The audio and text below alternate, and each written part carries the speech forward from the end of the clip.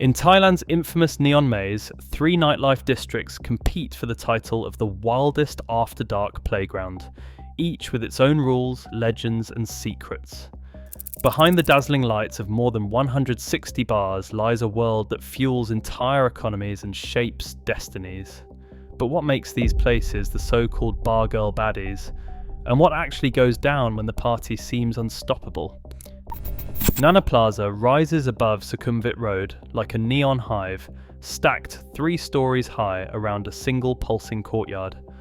Once a neighbourhood mall, it now packs more than 30 bars into a tight vertical maze, each floor connected by narrow stairwells and glowing signs that fight for attention. Every night, the energy surges early as crowds pour in. Tourists, expats and locals weave between beer bars on the ground and go-go clubs above. The entire complex is just steps from the Nana BTS station, making it one of the most accessible nightlife zones in Bangkok. Inside, the density is unmatched. Dozens of venues, each with its own soundtrack, spill out into the courtyard, turning one building into a non-stop circuit of music, laughter and deals, struck in every corner. Soy Cowboy runs just 150 meters, but every inch is packed with neon, noise, and open front go-go bars facing each other across the lane.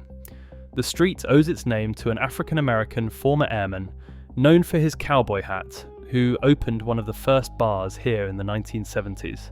By the 1980s, the narrow lane had become a magnet for expatriates and curious travellers, drawn by the promise of instant nightlife. The compact layout means the action never stops. Music from one bar bleeds into the next, and barkers compete for attention under a ceiling of coloured lights. Unlike the vertical maze of Nana Plaza, Soy Cowboy is a horizontal blast, a quick walk from end to end, but a sensory overload that lingers long after you leave. Walking Street stretches for more than 1 kilometre along Pattaya's waterfront, drawing crowds with its scale and spectacle. This pedestrian-only strip, closed to cars since the early 2000s, comes alive after dark as neon signs flicker to life above seafood restaurants, nightclubs and open-air bars. More than 100 venues line the promenade, each offering something different, for example live bands, dance clubs, cabaret shows and street performers competing for attention. The sound of music mixes with the crash of waves just beyond the curb. Walking Street's energy is a carnival, rolling on until sunrise, with vendors serving late-night snacks and families weaving between partygoers and buskers. Here, nightlife isn't tucked away or compact. It unspools along the bay, blending entertainment, food and spectacle into a single, ever-shifting parade.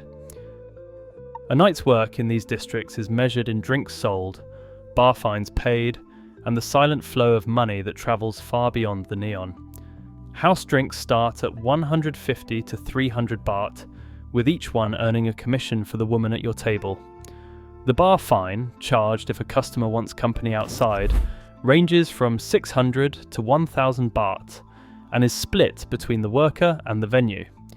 For many, these earnings are not just pocket money. Remittances move north to rural families paying for school fees, hospital bills or a new roof back home. During the pandemic, incomes collapsed by as much as 80 to 90%. Some bars closed for good, yet as travel returned, crowds and cash surged back, restoring nightlife as a vital source of support for thousands who depend on it. Filming in Thailand's nightlife districts starts long before the camera rolls. Every crew must secure a permit from the Thailand Film Office and work with a registered local coordinator who handles official paperwork and schedules. Inside private venues, written permission from the owner or manager is always required. No exceptions. For anyone appearing on camera, clear, informed consent is essential. Release forms are provided in Thai and English. There is an option to withdraw or request face blurring at any time. Crew members log who has agreed and avoid filming anyone who has not. Fixers familiar with local customs help navigate introductions and explain the project's intent, reducing misunderstandings. Safety is a shared responsibility.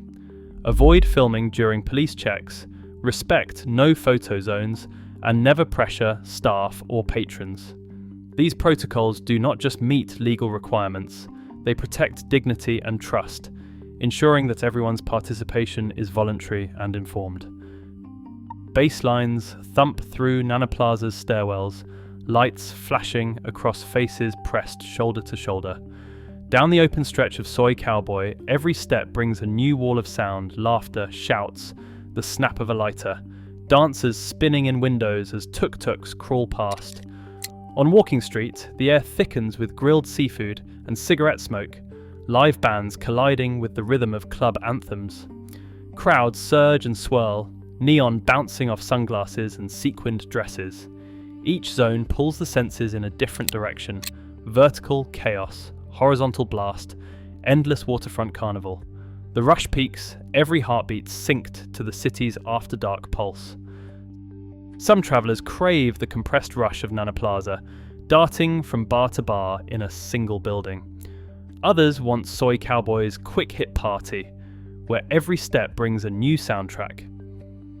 For those who chase endless options, Walking Street's mile of variety never runs out. Every precinct, a different kind of night. Tourism dollars flow, neon lights burn, and choices echo long after sunrise. As nightlife rebounds, questions of consent and dignity remain.